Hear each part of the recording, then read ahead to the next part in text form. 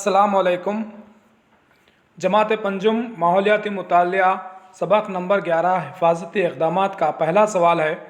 गुजरात के कच्छ यानी भुज में सबसे बड़ा ज़लज़ला कब आया था? 1993, 2001, 2020 या 1947?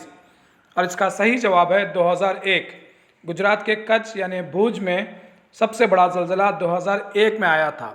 दरसी किताब में ज़लज़ले से मुताल्लिक़ जो अहम नुकात हैं उनमें दो ज़लज़लों का जिक्र है।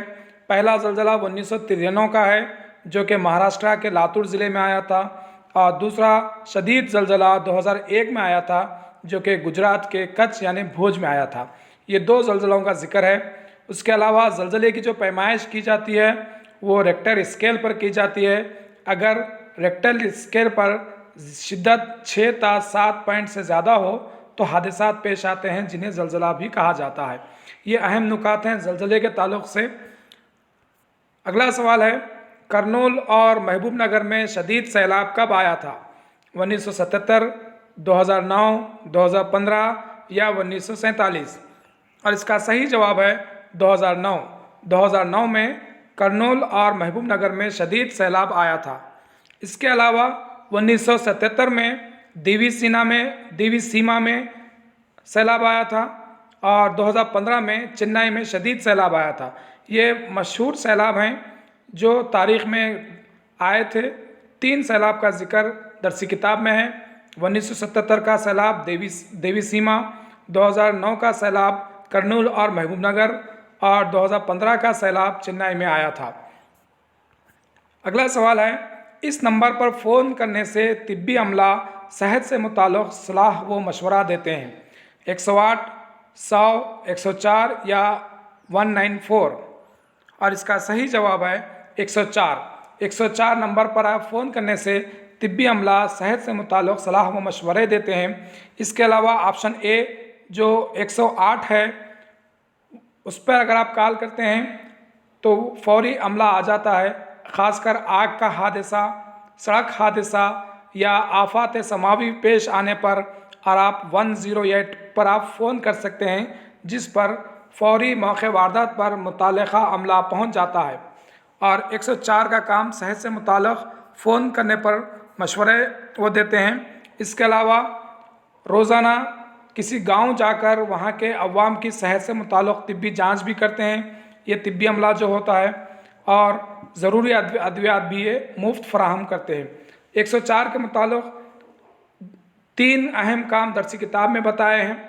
वो ये कि किसी गांव को जाकर वहां के अवाम की सेहत से मुताल्लिक़ तिब्बी जांच करना, फ़ोन करने पर सेहत से मुताल्लिक़ सलाह व मशवरे देना, और ज़रूरी अद्वियात मुफ्त फराहम करना। अगला सवाल है, हादसे के बाद पहला घंटा क्या कहलाता है? इब्तदाई तिब्बी इमदाद, सुनहरा घंटा, SDR या जान बचाने का घंटा? और सही जवाब है सुनहरा घंटा। हादसे के बाद जो पहला घंटा होता है वो सुनहरा घंटा कहलाता है, क्योंकि पहले घंटे में मुनासिब तिब्बी इमदाद के ज़रिए किसी की जान बचाई जा सकती है। अगला सवाल है, SDR तरीक़ा कब अपनाया जाता है? जहरीली अशिया खाने पर, मोच आने पर, आग के हादसात के मौके पर या बेहोश होने पर? दरसी किताब में तकरीबन 17 ऐसे मौक़े हैं जहाँ पर हिफाजती इक़दामात किए जाने चाहिए। उन हिफाजती इक़दामात के बारे में दरसी किताब में तरीक़े बताए गए हैं। उसी में से एक तरीक़ा है SDR। ये तरीक़ा कब अपनाया जाता है? उसका सही जवाब है SDR तरीक़ा आग के हादसात के मौके पर अपनाया जाता है। आग के हादसात के मौके पर जो SDR तरीक़ा होता है, इसका मतलब होता है स्टॉप यानी रुक जाइए, ड्रॉप का मतलब होता है नीचे लेट जाइए, और रोल का मतलब होता है इधर उधर लौटिए। यानी जब कभी आग लग जाती है तो भागना नहीं चाहिए, बल्कि रुक जाएं, लेट जाएं और इधर उधर लौटें। इसके अलावा कुछ एहतियाती तदाबीर इख्तियार करना है जहां पर आग के हादसात होते हैं। पहला ये कि जले हुए मुकाम पर आने वाले आबलों को कभी ना छोड़ें। दूसरा ये जले हुए मुकाम पर बैंडेज ना बांधें। तीसरा ये ज़ख्मों को ना रगड़ें। चौथी बात, ज़ख्मों पर बर्फ़ ना रखें। पांचवी बात, पहले जले हुए मुकाम को नल से आने वाले पानी की धार या ठंडे पानी में 15 से 20 मिनट तक रखें और अगर ज़ख़म निसफ हथेली की हद तक हो तो ही ऑइंटमेंट लगाएं। ये आग के हादसात के मौके पर किए जाने वाले एहतियाती तदाबीर हैं। इसके अलावा ऑप्शन ए जो जहरीली अशिया है, अगर कोई शख्स जहरीली अशिया खा जाता है तो ज़्यादा से ज़्यादा पानी पिलाते हुए दवाखाना ले जाएं और ऐसे शख्स को उल्टी करने ना दें और बेहोश होने ना दें। ऑप्शन बी जो है मोच आने पर, अगर किसी को मोच आती है तो मोच के मुकाम पर ऑइंटमेंट से ज़्यादा ना रगड़ें, बर्फ़ को रास ना लगाएं बल्कि किसी दबीज़ कपड़े या पॉलीथीन में रख कर मोच के मुकाम पर रखें या और मुतासरा मुकाम को क्रेप बैंडेज से बांधें जो कि मेडिकल में मिल जाता है और सोते वक्त बैंडेज को खोलकर मुतासरा मुकाम को ऊंचाई पर रखें। ये मोच आने पर किए जाने वाले एहतियाती तदाबीर हैं। उसके अलावा ऑप्शन डी जो है बेहोश होने पर क्या करना चाहिए। बेहोश हुए शख्स को करवट लुटाकर ठुड्डी को उठाए हुए रख कर दवाखाना ले जाएं, सीधा लिटाकर ना ले जाएं। ये एहतियाती तदाबीर हैं। इस तरह से 17 मौक़े हैं दर्स किताब में जहाँ पर एहतियाती तदाबीर बयान किए गए हैं। आप सब वो 17 पूरे मौक़ों को एक दफ़ा पढ़ लें, ज़हन नशीन कर लें। अगला सवाल है CPR तरीक़ा कब अपनाया जाता है। कुत्ते के काटने पर, सांप के काटने पर, आग के हादसात के मौके पर या दिल का दौरा पड़ने पर। और इसका सही जवाब है दिल का दौरा पड़ने पर CPR तरीक़ा अपनाया जाता है। CPR का मतलब होता है C यानी कार्डियो, P यानी पल्मोनरी, R यानी रिसस्क्रिटेशन एंड रिस्टार्ट।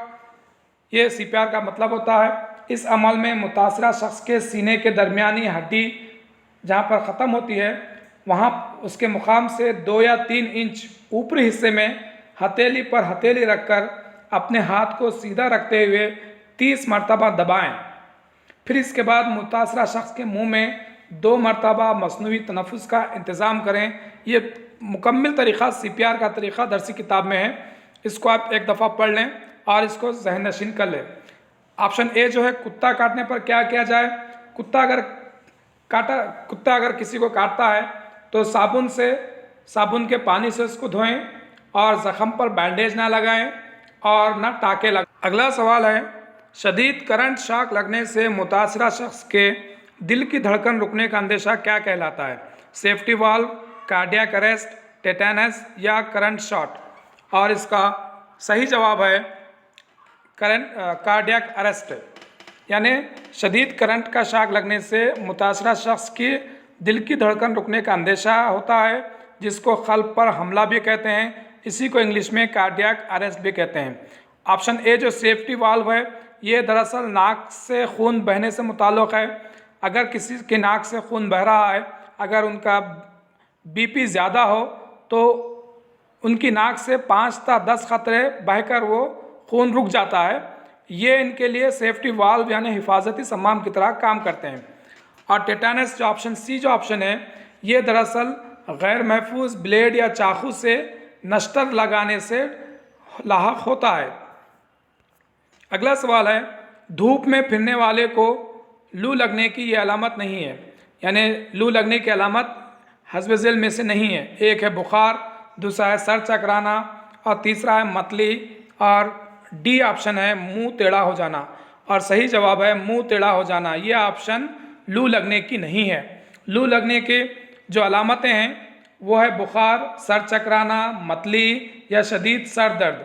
ऐसे शख्स को पानी पिलाने की कोशिश नहीं करनी चाहिए, बल्कि पहले ठंडे पानी में भिगे हुए कपड़े से बदन को पोंछना चाहिए। उसके बाद उसको ORS पिलाना चाहिए। ORS का फुल फॉर्म क्या हो सकता है आप ज़रा कमेंट में लिखकर बताएं। अगला सवाल है हस्ब ज़ैल में ये जान की हिफाजत का पहला उसूल नहीं है। ऑप्शन ए मरीज़ को चित लिटाना, ऑप्शन बी कपड़ों को ढीला करना, ऑप्शन सी सर को दाएं या बाएं जानिब मोड़ना, ऑप्शन डी मसनूई तनफ़ुस फराहम करना। इन 4 ऑप्शन में से जान की हिफाजत का पहला उसूल कौन सा नहीं है। और सही जवाब है मसनूई तनफ़ुस फराहम करना। दरसी किताब में जान के जान को बचाने के 3 हिफाजती उसूल बयान किए गए हैं।